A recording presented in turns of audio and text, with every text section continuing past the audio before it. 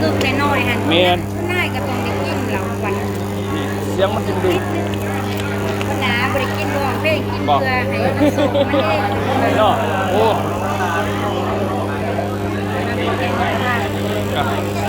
หายกว่านี้หายกว่านี้คนละกึกก่อนวันเจ้าเยอะวันประทานปีใหม่ฝากเอาจะชี้ช้าเพื่อเป็นอย่างอายุหวานวันเมื่อนั่นแหละนึกมันได้สิเจ้าว่าเป็นวงใช่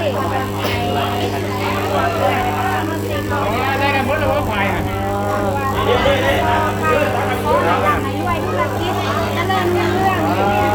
ป่วยไปน้ำกันพอก็เด้อพอไอ้มันเงินใจนั่นพี่โอ้ยกก่อนยังเอาควันไหมบ่เนี่ยนะโอ้ยมือเฮ้ยบ่ได้มาแก้ไหนวะเอาเย็นเราควันก่อนที่เอาเหล่าในมือก่อนแต่ว่าเอ๊ะมาเอาแล้วเย็นแล้วก็ด้วยจอกควันดูมันสั่นเลยดูซาดูโยมบัตรคนฮัลโหลขอเชิญทางประธานท่องเด้อข่าวมากก่อนยังประธานแล้วจ้ายังมามันจะซิเมาแล้วจะสิพาผูกแค่นั้นมาผูกอยู่พี่ก่อนหมอพักผ่อนจะคอยนี้ยังประธานได้ครับพักผ่อนได้ดิคำว่าห้ามเราเองได้พักผ่อนนี่เลยให้ค่ายหน่อยนี่นี่หมอว่ากินของตัวเองได้เสือเขาก็ว่ามีหมอว่าเป็นของตัวเอง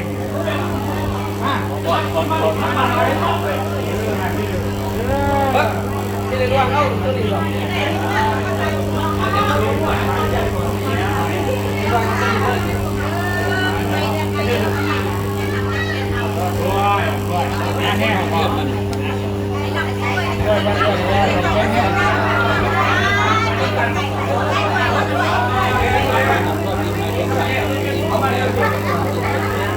บน้ำดำด้วยตลอดไป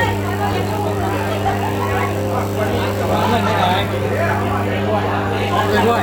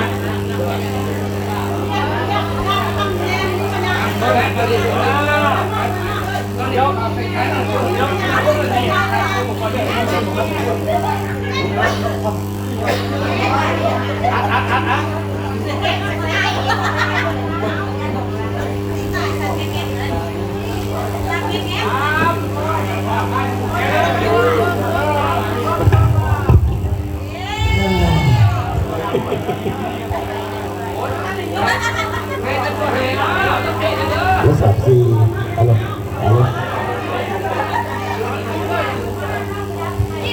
อารมณ์234อารมณ์234อารมณ์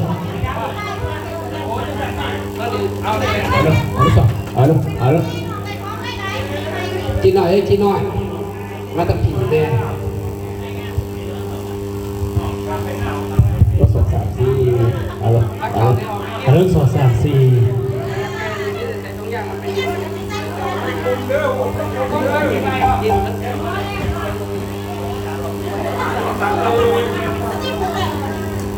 ว่าไทยมัน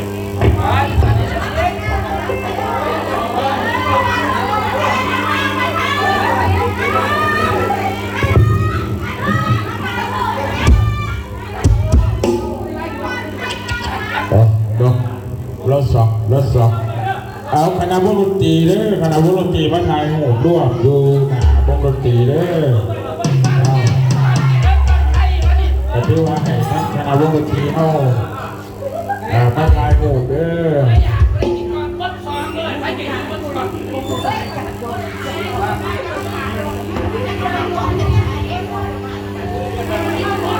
อซึ่งแขกเด้อสมาชิกทุกท่านนั่งประจำปีเด้อบาทนี่ทั้งทีมงานเขาเนาะดูแลสมาชิกให้ตัวให้เติมเด้อเนาะอันนี้การทั้งเซ็ตพิธีทั้งการผูกคอต่อแขนหรือว่าบาสีสู่ขวัญปีใหม่เนาะให้เจริญทานอยู่ดีพี่แน่เนาะแต่ที่ว่าให้เป็นโศกเป็นไส้ตอนหักปีใหม่เดือนใหม่หรือว่าวันพุธสงกรานต์ขอเชิญทุกท่านเด้อขอเชิญทุกท่านมาถ่ายรูปร่วมกันเด้อพี่น้องเด้อเชิญมาถ่ายรูปร่วมกับท่านประธานกับหมอเพื่อนเพื่อเป็นสิริมงคลหลังจากนั้นก็จะได้ถ่ายรูปคณะวงดนตรีเด้อคณะวงดนตรีเพื่อนเอากันไปเรื่อยๆว่าจะถ่ายรูปร่วมเด้อพี่น้องเด้อ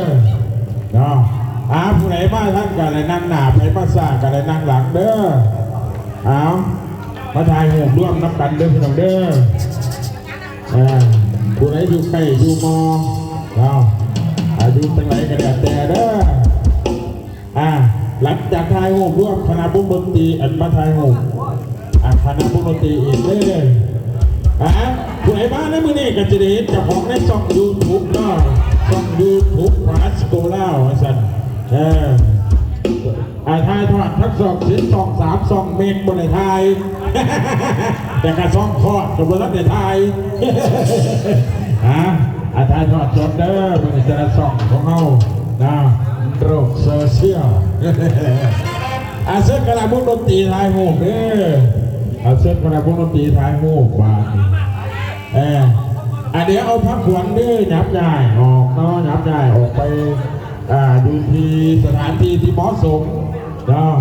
ยับใหญ่ไปสถานที่ที่เหมาะสมจ้าเปลี่ยนเร็วดิ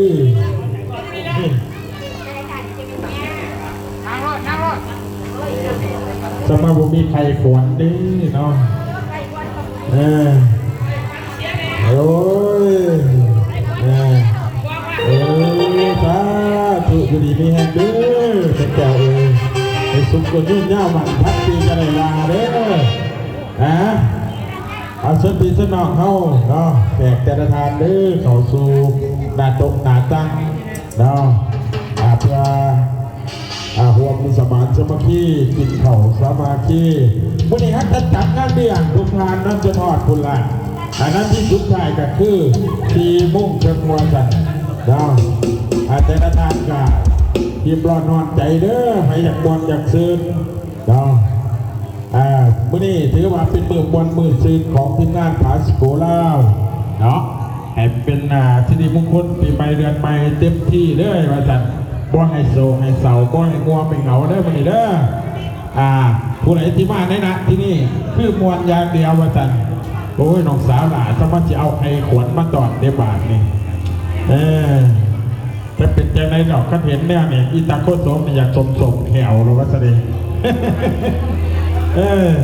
โอ้พญานุขอจะดีมีแห้งปีใหม่เดือนใหม่เด้อพญาเด้อส่งมาดำด้วยสุขภาพแข็งแรงต่างหน้าทั้งบริษัทเด้อขอไว้ฟักไส้ให้สมาชิกทุกท่านมีสุขภาพเข้มแข็ง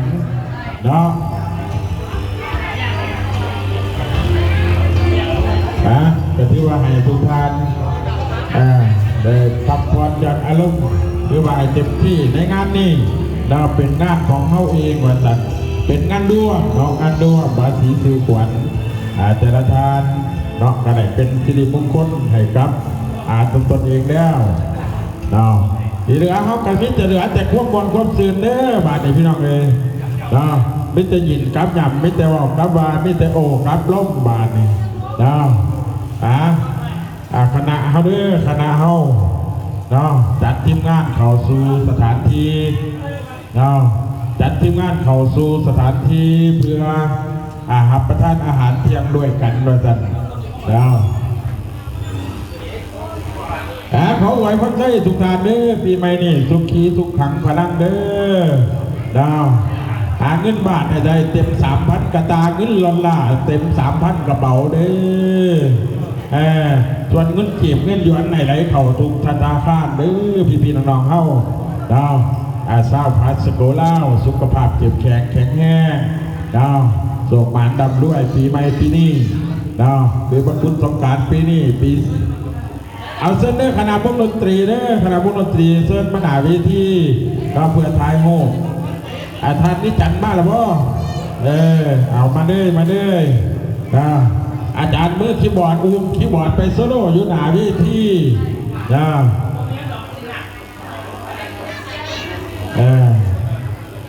เอาเส้นเด้อเ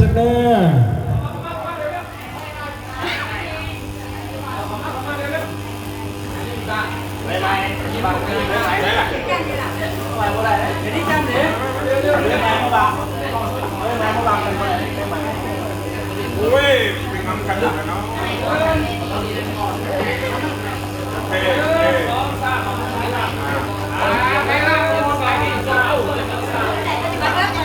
มาเด้อ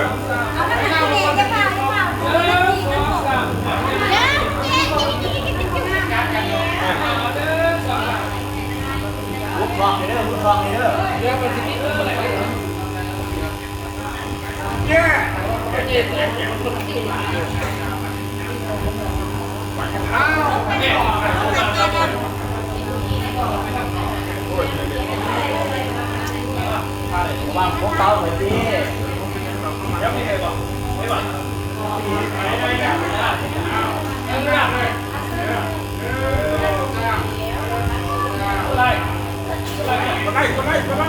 กดไลค์เลย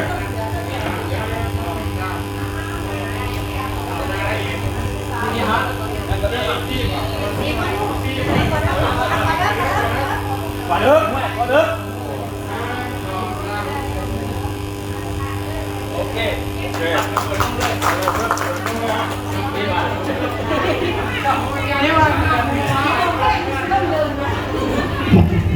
แล้วก็ถือว่า